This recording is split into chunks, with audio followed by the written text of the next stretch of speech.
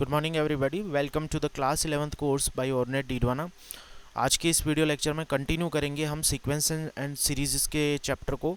पिछले video lecture में हमने कॉन्सेप्ट ऑफ सीक्वेंस देखा था कि सीक्वेंस क्या होता है कि जब हम सेट ऑफ नंबर्स को एक फिक्स रूल या एक फिक्स नियम के अकॉर्डिंगली जो है वो अरेंज कर देते हैं, तो उसे उन नंबर्स के सेट को हम लोग जो है वो सीक्वेंस बोल देते हैं। ठीक है, हमने डिफरेंट टाइप के सीक्वेंस का जो है वो एग्जांपल भी देखा था। हमने देखा था कि सीक्वेंस भी आगे चल के एपी बन जाता है, सीक्वेंस ही आगे चल के जीपी बन जाएगा, ज्योमेट्रिक प्रोग्रेशन या जिसको हम गुणोत्तर श्रेणी बोलते हैं, और सीक्वेंस ही आगे जाके एचपी बन जाएगा जिसको हम हरात्मक श्रेणी बोलते हैं। ठीक है, तो ये लास्ट वीडियो लेक्चर में हमने जो है वो चीज़ पढ़ी थी। आज की इस वीडियो लेक्चर में हम जो है वो स्पेसिफिकली जो है वो सीक्वेंस का टॉपिक एक देखेंगे जिसको हम अरिथमेटिक प्रोग्रेशन बोलते हैं या फिर एपी बोलते हैं। जिन लोगों ने पिछला वीडियो ध्यान से सुना होगा तो मैंने उनको स्टडी का पैटर्न बताया था। आप लोग सबसे पहले अपनी टेक्स्ट बुक को प्रिपेयर करेंगे। टेक्स्ट बुक जो है वो आपको अच्छे से अटेम्प्ट करनी है। यदि इन ऑनलाइन क्लासेस के माध्यम से हम लोग टेक्स्ट बुक के क्वेश्चन करने में भी कैपेबल हो जाते हैं, सारे क्वेश्चन जैसे जैसे टॉपिक बढ़ रहा है आप सारे क्वेश्चन कर पाते हैं, तो ये आपकी एक सक्सेस है, आपकी अचीवमेंट है।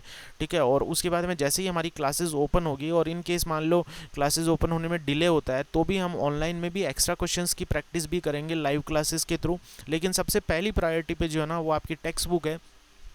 आप टेक्स्ट बुक के बेसिक क्वेश्चन जरूर कर लें ताकि एक बार आपको टॉपिक का आइडिया लग जाए कि हमें टॉपिक जो है वो एक्चुअल में पढ़ना क्या है। और हम लोग ऑर्नेट में ये कोशिश करेंगे कि जितना आपका सिलेबस है, चाहे गवर्नमेंट 30% सिलेबस आपका कम कर दे, बट हमारी कोशिश ये रहेगी कि आगे जाके कॉम्पिटिटिव एग्जामिनेशन में आपको लॉस नहीं हो किसी भी प्रकार का, तो हम लोग जो है वो आपको सारा सिलेबस डेफिनेटली कंप्लीट करवाएंगे। ठीक है, तो शुरू करते हैं आज के वीडियो लेक्चर को। आज के वीडियो लेक्चर में हम स्पेसिफिकली अरिथमेटिक प्रोग्रेशन की बात करेंगे जिसको हम एपी बोलते हैं। ठीक है, हिंदी में जिसको समांतर श्रेणी बोल दिया जाता है। ठीक है, समांतर श्रेणी। ठीक है, तो समांतर श्रेणी के बारे में हम लोग जो है वो आज बात करेंगे डिटेल में।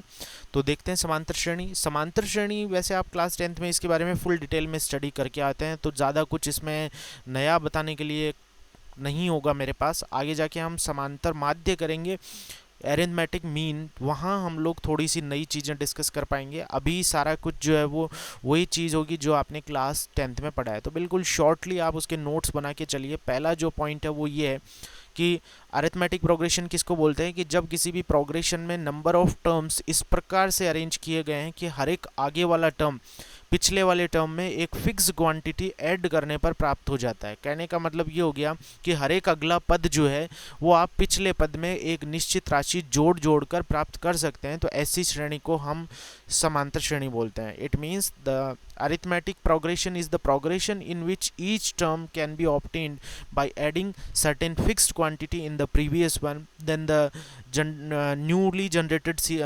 sequence is known as arithmetic progression. ठीक है, तो होगा ये कि सपोज करो आपके पास फर्स्ट टर्म a है, आप उसमें फिक्स क्वांटिटी डी ऐड कर देते हैं, तो अगला टर्म कितना हो जाएगा, ए प्लस डी हो जाएगा। फिर से डी ऐड कर दीजिए तो ये हो जाएगा ए प्लस 2d, और फिर से ए और डी ऐड कर दीजिए तो ये हो जाएगा ए प्लस 3d, और सो ऑन ये चीज़ चलती जाएगी। तो आप देखेंगे कि जब पहला टर्म आप लिखते हैं तो उसमें ए प्लस ये 0d हो गया है ना, केवल ए लिखा हुआ है, इसका मतलब इसको ऐसे भी तो लिखा जा सकता है ए प्लस 0d। ठीक है, और आप फर्स्ट टर्म ये लिखते हैं तो सेकंड टर्म आप लिखते हैं कि a प्लस डी, तो यहाँ पे सेकंड टर्म में a प्लस 1 इंटू डी हो जाएगा। थर्ड टर्म जो है वो a प्लस 2d लिखा है आपने, तो इसका मतलब a प्लस 2 इंटू डी हो जाएगा। तो हो क्या रहा है कि सॉरी a प्लस 2d आपने लिखा है तो ये इस टाइप से। ठीक है, बिल्कुल। तो ये फर्स्ट टर्म था। ठीक है, इसको a1 से लिख देता हूँ मैं, इसको सेकंड टर्म को a2 से लिख देता हूँ, थर्ड टर्म को a प्लस 2d से लिख देता हूँ। तो क्या हो रहा है यहाँ पे 3 था तो 3 से 1 कम हो जाएगा।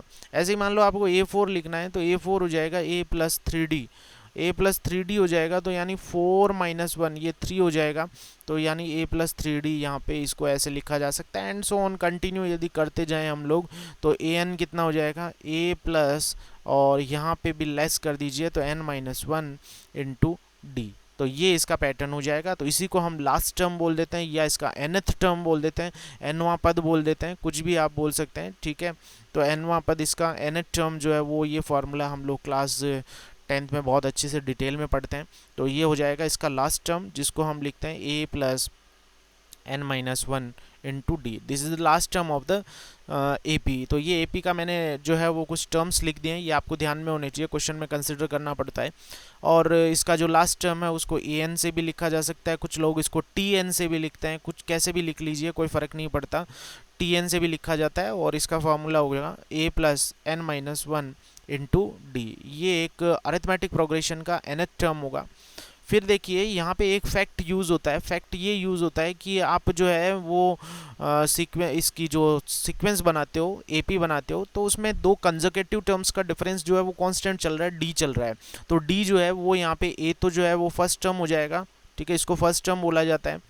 और ये डिफरेंस हर जगह कॉमन चल रहा है, प्रथम पद जिसको आप हिंदी में बोलते हैं, तो ये फर्स्ट टर्म हो गया। और ठीक ऐसे ही जो है वो इसका कॉमन डिफरेंस जो है वो D होगा, ठीक है, कॉमन डिफरेंस, कॉमन डिफरेंस। और कॉमन डिफरेंस को हिंदी में आपको पता है क्या बोला जाता है, हम लोग क्लास 10th में पढ़ते हुए आए हैं, इसको बोला जाता है सार्व अंतर, ठीक है, सार्व अंतर।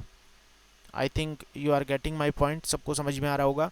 तो ये AN इज इक्वल्स टू, इसको TN से भी लिखा जाता है और इसका फॉर्मूला होगा A plus n minus one D. फिर कुछ चीज़ें जो है वो आपको माननी पड़ती है कुछ क्वेश्चन में, कि सपोज एक समांतर श्रेणी है, उसमें ये तीन टर्म आपको दे रखे हैं, इन तीनों का जोड़ इतना दे रखा है।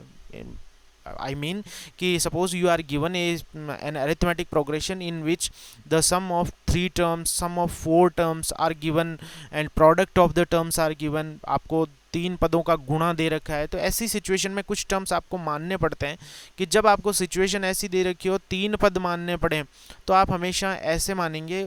जब जोड़ दे रखा है इन पदों का तो ये मानना आसान होता है, इससे क्वेश्चन आसान हो जाता है। हालांकि क्वेश्चन उससे भी हो जाएगा, बट ये करते हैं आप तो थोड़ा सा आपका टाइमिंग बच जाएगा। आपको 4 टर्म्स अज्यूम करने होते हैं, तो ये होता है A माइनस 3D, और ये होगा यहाँ पे A माइनस D, और यहाँ पे A प्लस D, और ये हो जाएगा A plus 3D। Generally 4 terms तक का क्वेश्चन बनता है हमारे सिलेबस में, तो आपको ये दो चीज़ें आपको और थोड़ी सी ध्यान में रखनी है। आप बिल्कुल शॉर्ट नोट्स प्रिपेयर करते चलिए, कहीं कोई दिक्कत वाली बात नहीं है, ठीक है। अब ये बात हो गई nth टर्म की, अब बात करते हैं सम ऑफ द टर्म्स, ठीक है, इसको तो हम लास्ट टर्म बोल देते हैं, अंतिम पद बोलते हैं, ठीक है। This is the formula for last term, अंतिम पद, या nth टर्म बोल दीजिए, ठीक है, कुछ भी बोल सकते हैं, ये अंतिम पद का फॉर्मूला है। और सिमिलरली आप समेशन ऑफ टर्म्स निकालें, ठीक है, सम ऑफ टर्म्स। अब सम ऑफ टर्म्स में हम आगे देखेंगे कि GP जब पढ़ेंगे तो इनफाइनाइट टर्म्स का समेशन भी देखेंगे, लेकिन यहाँ हम AP के केस में n टर्म्स का समेशन ही चेक करते हैं केवल। तो n टर्म्स का जो समेशन है वो कितना होगा, सबको फॉर्मूला याद होता है, Sn is equals to n/2 और 2a और plus n minus one into D. मैं इस फार्मूले में टाइम ख़राब नहीं कर रहा हूँ, क्योंकि सबको ये फार्मूला पता होता है, क्लास 10 से आप लोग पढ़ते हुए आए हैं इसको, ठीक है। तो Sn is equals to n/2, इसको थोड़ा रीअरेंज किया जाए तो A तो ऐसे लिख दिया, और कभी कभी हम लोग जो है वो इसको ऐसे भी लिख देते हैं, A plus n minus one into D, ठीक है, ये ऐसा लिख दिया जाएगा।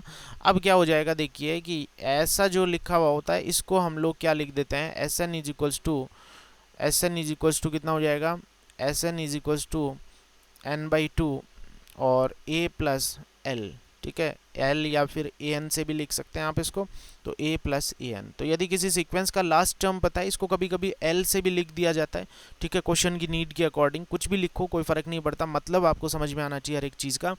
तो ये जो है वो लास्ट टर्म का समेशन हो गया, ठीक है। Sn इज इक्वल्स टू, एक फॉर्मूला ये यूज़ होता है, एक फॉर्मूला हमें मेनली ये यूज़ होता है, ठीक है। तो ये बात होती है इसकी अरिथमेटिक प्रोग्रेशन की थ्योरी से रिलेटेड सारी बात, ठीक है। जस्ट हमने 5-7 मिनट में ये पूरी थ्योरी कंप्लीट कर ली है। अब अगले वीडियो लेक्चर में हम लोग जो है वो अरिथमेटिक मीन से रिलेटेड चीज़ें देखेंगे, वहाँ आपको कुछ नया सीखने को मिलेगा, ठीक है। ये सारी चीज़ें आपने क्लास 10th में पढ़ी हुई होती है, इसमें नया जैसा कुछ भी नहीं है। कहीं कोई आपको फिर भी डाउट हो तो आप क्लियर कर लीजिए, ठीक है। तो ये बात होती है हमारी अरिथमेटिक प्रोग्रेशन से रिलेटेड।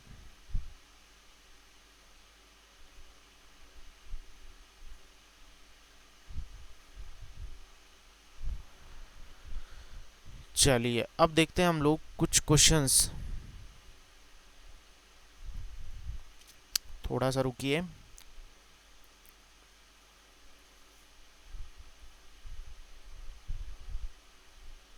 चलिए स्क्रीन पर आप देखेंगे फर्स्ट क्वेश्चन आपको दिख रहा है, ठीक है। ये क्वेश्चन मेजरली सबने क्लास 10th में किया हुआ होता है, ठीक है, कहीं पे भी आपने किया होता है ये क्वेश्चन, तो फिर भी जो है वो चीज़ तो वैसी की वैसी है, बट फिर भी हमें फॉर्मली शुरू करना है, तो हम इसको शुरू कर लेते हैं। तो देखिए इसका सॉल्यूशन क्या हो जाएगा। क्वेश्चन में क्या बोलता है कि यदि किसी एपी यानी समांतर श्रेणी का एमवां पद n है और इसका nवां पद m है, ठीक है, nth टर्म का मतलब हो गया nवां पद, यदि m है तो इसका pवां टर्म जो है वो क्या होगा, इसका pth टर्म क्या होगा। So you are given the question on your screen. अब देखिए क्या करना है कि उसका mth टर्म n है, तो so first of all we will represent the given situation very clearly. So tm is equals to n। Now you are given nth term is equals to n, so here tn is equals to m.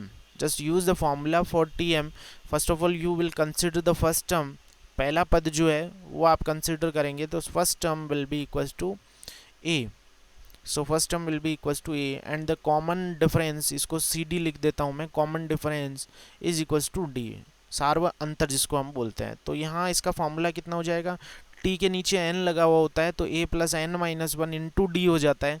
अब यहाँ t के नीचे m लगा हुआ है तो पहली equation में हो जाएगा a plus m minus one into d is equals to n, और दूसरे वाले में tn लगा हुआ है तो इसका फॉर्मूला हो जाएगा a plus n minus one into d is equals to m। हमने कंसिडर क्या किया है, हमने लेट इसको किया है। लेट का मतलब होता है हमने जो चीज़ मानी है वो ये माना है, इसका मतलब ये दोनों चीज़ें हमें कैलकुलेट करनी पड़ेगी पहले। तो हम क्या करेंगे, दो इक्वेशन हमारे पास बन गई तो हम इन दोनों को माइनस कर देते हैं। तो माइनस करने पे यहाँ माइनस, ये माइनस और ये माइनस हो गया, तो ए से ये तो कट हो गया और m माइनस वन और इसमें से ये n माइनस वन चला गया, तो इनटू में ये d है ही और is equals to n minus m, one से वन कैंसिल हो गया। तो ये आप देखेंगे माइनस कॉमन ले लीजिए तो n माइनस m हो गया, इनटू में d हो गया is equals to n minus m। तो d का वैल्यू आप देखेंगे माइनस वन आ जाएगा आपके पास, और जैसे ही d आ गया तो a निकालना भी आसान है, यहाँ पे पुट कर देंगे, किसी एक इक्वेशन में पुट कर दीजिए। तो ये हो जाएगा a plus m minus one into में minus one is equals to n। So simplifying this equation a minus m plus one is equals to n, so simply you will get the result a is equals to n plus m minus 1. So this is the value of a, ये a का value होगा। Now a and d are very clear to us. अब क्या करेंगे, हम question में पूछते हैं what is the pth term. pth term क्या होगा, तो pth term is nothing just a plus p minus one into में d। So just simply substitute the value of a and d in this equation only, so you will get n plus m, तो m plus n minus one, ये तो a का value हो गया। Now p minus one remains as it is and the value of d is nothing just minus one. So just calculate these values, आपको इन values को calculate करना है। तो ये आ जाएगा minus p plus one, just cancel out these values. So simply you will get the value of tp as m plus n minus one, ये आपका आंसर हो जाएगा। This is the pth term, ये pth टर्म की calculation हो जाएगी। तो just आपको कैलकुलेशंस करनी होती है, इक्वेशंस बना के उनको माइनस कर दो, मल्टीप्लाई करके ऐड कर दो, डिवाइड कर दो, गुणा कर दो, भाग कर दो, तो ऐसा कुछ ही करना होता है। तो ये आपने क्वेश्चन वन देखा। जनरली स्टूडेंट्स इस क्वेश्चन से फैमिलियर होते हैं, क्लास 10th में ही उन लोगों ने ये कर लिया होता है, तो आपने भी जो है वो समझ में आ गया होगा, किसी स्टूडेंट को कोई डाउट नहीं होगा। आप इसको फेयर नोटबुक में अपना कंप्लीट कर सकते हैं, हमारे सिलेबस का ही क्वेश्चन है। So look at the second question from the same topic AP। देखिए सेकंड क्वेश्चन क्या दे रखा है, हिंदी में मैं एक्सप्लेन कर देता हूँ। यदि किसी समांतर श्रेणी के n पदों का जो योग है वो np plus one by two n minus one into में q है, जहाँ p और q कोई भी कांस्टेंट क्वांटिटी है, तो आपको कॉमन डिफरेंस बताना है। So you are given an AP and the summation of n terms for this AP is given, which is np plus 1 by 2 n minus 1 into q, where p and q are given constants. Then you have to find the common difference. Generally this question is very simple and you have already done in your class 10th। ठीक है, ये भी question जो है वो class 10th में आप लोगों ने ऑलमोस्ट किया होता है, यदि आप लोग RD शर्मा वगैरह सॉल्व करते हैं तो। ठीक है, तो देख लेते हैं फिर भी क्या दे रखा है। आपको n टर्म्स का समेशन दे रखा है। So clearly Sn is equals to np और प्लस 1 बाई टू और n minus one into q. Question करने के बहुत सारे तरीके हैं। इस क्वेश्चन को हो सकता है क्लास 10th के आपके टीचर्स ने जो है वो अलग तरीके से बताया हो, जैसे मैं बता रहा हूँ उस तरीके से, हो सकता है वो सिमिलर ही बताया हो, ठीक है, बट क्वेश्चन करने के 2 या 3 तरीके और इजीली अवेलेबल है। तो मैं बहुत सिंपल सी बात करता हूँ कि जैसे ये होता है ना, आपके पास AP होती है तो फर्स्ट टर्म A1 होगा, सेकेंड टर्म A2 होगा, थर्ड टर्म A3 होगा, and so on we will continue up to n terms, ठीक है, ऐसे ही तो कंटिन्यू होता है। अब आपको बताइए कि यदि ये AP है तो सबका डिफरेंस इक्वल चलने वाला है, सब में डी ही आने वाला है, तो इसको हम AP बोल देते हैं। अब आप देखिए कि Sn का मतलब होता है number, summation of the number of terms. मैं मान लो S1 लिखता हूँ तो इसका क्या मतलब हो जाएगा, sum of first term, sum of one term कर देता हूँ, ठीक है, सम ऑफ वन टर्म, यानी A1 ही हो गया भाई, ए की पद को आप जोड़ोगे तो वो पहला ही तो पद हो गया, तो A1 हो जाएगा। And what is the meaning of S2, S2 का क्या मतलब हो जाएगा, सम ऑफ टू टर्म्स, यही तो मतलब हुआ इसका, सम ऑफ टू टर्म्स, ये इसका मीनिंग हो गया, सम of to terms.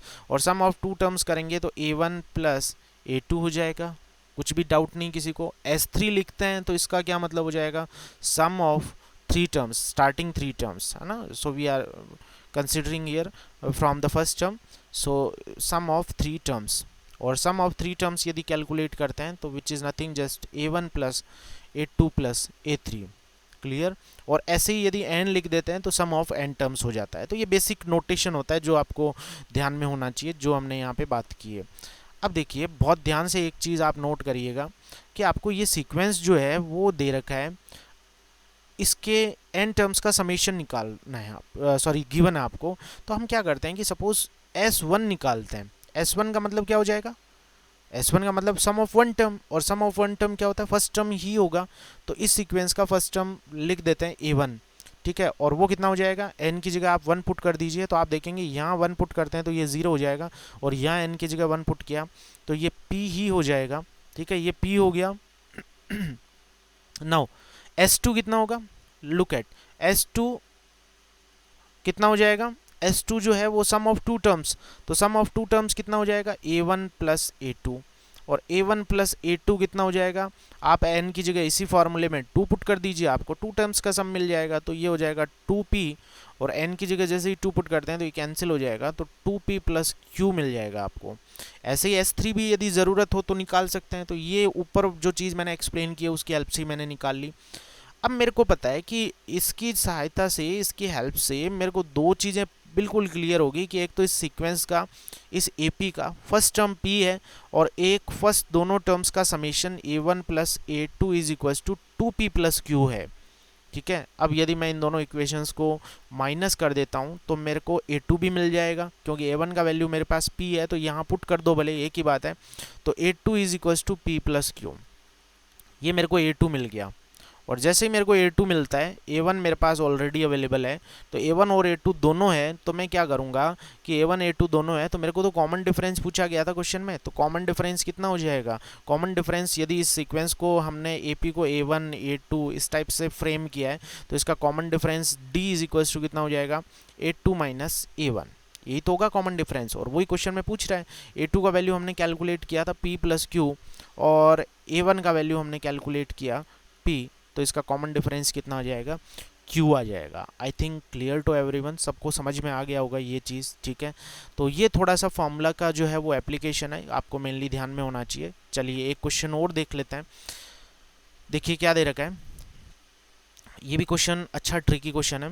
Question Hindi में एक्सप्लेन कर देता हूँ, इंग्लिश मीडियम के स्टूडेंट इसको रीडिंग मार लें, क्वेश्चन को क्या दे रखा है देखिए, हिंदी में समझ लीजिए। क्वेश्चन में दे रखा है the sum of n terms of two different arithmetic progressions are in the ratio 3n plus 8 over 7n plus 15, then find the ratio of their 12th terms. आपको दे रखा है कि दो डिफरेंट अरिथमेटिक प्रोग्रेशंस है, उनका फर्स्ट टर्म भी अलग है, उनका कॉमन डिफरेंस भी अलग है, दोनों ही सीक्वेंसेस का, प्रोग्रेशंस का, और उनके n टर्म्स का समेशन ये दे रखा है। तो आपको 12th टर्म का जो है वो रेशियो बताना है, दोनों ही सीक्वेंसेस के 12 टर्म्स का, ठीक है। क्वेश्चन में क्या दे रखा है कि फर्स्ट एक AP दे रखी है, तो फर्स्ट AP का फर्स्ट टर्म A1 ले लेते हैं, कॉमन डिफरेंस जो है वो D1 ले लेते हैं, और एक सेकंड AP हम लोग अलग से कंसिडर करते हैं, उसका फर्स्ट टर्म A2 लेते हैं, और कॉमन डिफरेंस D2 लेते हैं, ठीक है। क्वेश्चन में दे रखा है कि इसका जब आप n टर्म्स का समेशन निकालते हो तो उसको Sn लिख दीजिए आप, ठीक है,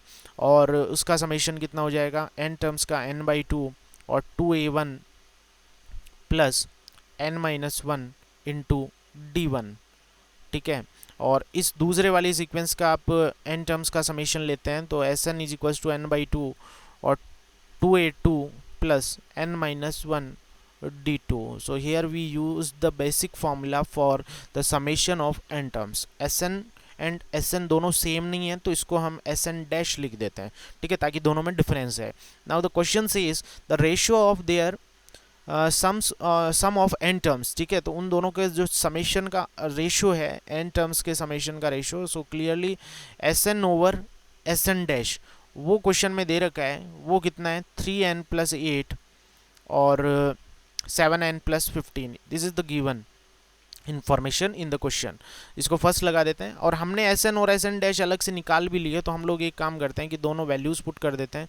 तो ये हो जाएगा 2a प्लस n-1 इंटू में d ओवर Sn डैश का वैल्यू जब पुट करेंगे आप तो n/2, sorry this is a1 and this is d1, तो 2a2 और प्लस n-1 इंटू d2 और ये रेशियो आपको दे रखा है 3n प्लस 8 और अपॉन 7n प्लस 15। सो ये आपने वैल्यूज पुट कर दी। So just cancel out these terms, तो दोनों कैंसिल हो गए, तो आपके पास ये सीक्वेंस जो है वो इस टाइप से बचती है। पहली वाली जो अरिथमेटिक प्रोग्रेशन है वो n-1 इंटू d1 हो गया और अपॉन में 2a2 plus n-1 into d2 और ये बन जाएगा 3n प्लस 8 और 7n प्लस 15। ये इस टाइप की सिचुएशन होगी। आई थिंक सभी को क्लियर हो गया होगा। अब आप देखिए कि वो पूछता है आपसे कि ratio of their 12th terms, आपको उनके 12वें पदों का अनुपात बताना है, 12th टर्म्स का रेशियो बताना है। तो एक चीज़ नोट करिए आप कि यदि मैं सीक्वेंस का पहले वाले सीक्वेंस का T12 लिखता हूँ तो वो कितना हो जाएगा a1 प्लस 11d, और दूसरी सीक्वेंस उसका 12th टर्म लिखता हूँ तो इसको T12 डैश से लिख देता हूँ और इसको लिखते हैं तो a2 प्लस 11d2 हो गया। यही तो हो गया। अब आप देखेंगे कि ये रेशियो हमारे पास तो केवल एक ही इन्फॉर्मेशन है ये वाली, तो इसको इस रेशियो में कन्वर्ट कैसे किया जा सकता है ताकि a1 प्लस 11 बन जाए। a1 प्लस 11 बने तो इसका मतलब ये हो गया कि गड़बड़ ये पहले तो 2 कर रहा है, क्योंकि 2a1 नहीं आना चाहिए, इसके साथ 2 नहीं है, इसके साथ भी 2 नहीं है, तो इसको 2 को कैंसिल करने के लिए सोचना चाहिए। और आपको पता है 2 कैंसिल तभी होगा जब न्यूमरेटर और डिनोमिनेटर यानी अंश और हर से ये चीज़ कॉमन ली जा सके। और कॉमन लेने के लिए फिर क्या होना चाहिए, यदि यहाँ 2 है और यहाँ 11 भी बनना चाहिए तो पक्का है कि यहाँ 22 आना चाहिए।